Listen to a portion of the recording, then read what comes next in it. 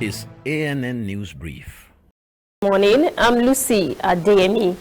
The World Health Organization (WHO) is reporting an increase in the number of coronavirus cases in Kenya over the last month. The country reported 4,594 new cases in the past week, up 51% on the previous week.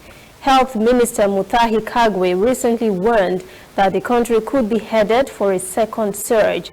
Data show the proportion of people testing positive has started rising, up from below 5% in mid-September to more than 10% over the past week.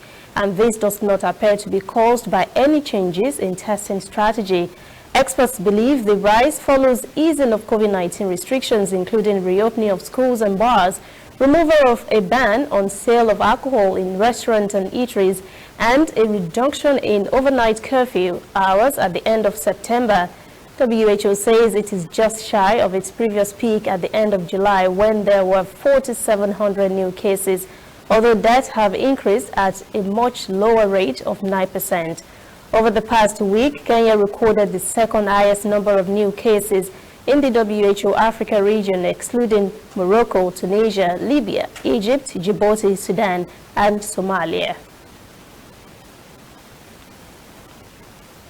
The army in the Democratic Republic of the Congo said on Wednesday it has killed 33 militia men during an intense fighting with rebels. It said 2 soldiers died in the 4-day operation when the army seized 2 rebel strongholds in the northeastern Ituri province. Ituri, rich in natural resources, has experienced some of the country's most vicious fighting between 1999 and 2007, after a power struggle between rebel groups descended into ethnic bloodshed, mostly between the Hima and Lendu communities. For more than 2 years, hundreds of thousands have been forced to flee their homes in Ituri province, bringing the number of displaced people to more than 1 million. A UN spokesman says United Nations peacekeepers also helped the army repel an attack by a wing of the armed militia group known as Kodeko, which attempted to storm the province's capital, Bunia, on Saturday. We'll be right back. Whether in your house, at your office, on your phone or online, we are there. We have the facts behind the headlines. We cut to the chase with the news you really need. We cover every angle. We are the bigger, better news network. We are African News Network. ANN. Watch ANN News on MITV from a truly African spirit. The United States has expressed concern over what it calls inconsistencies in preliminary results of Guinea's presidential election.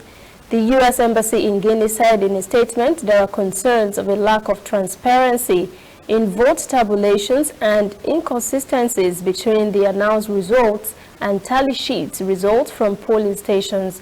Preliminary results show Guinea 82-year-old incumbent President Alpha Conde won a controversial third term in office with nearly 60% of the vote amid violent protests across the country.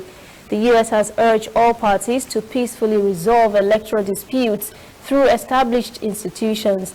It expressed support for diplomatic efforts by the West African Regional Bloc, ECOWAS, the African Union, and the United Nations. The main opposition leader, Cheleo Delaine Diallo, had declared himself winner and was prevented from leaving his house until Wednesday, when he said the security officers outside his home had been withdrawn.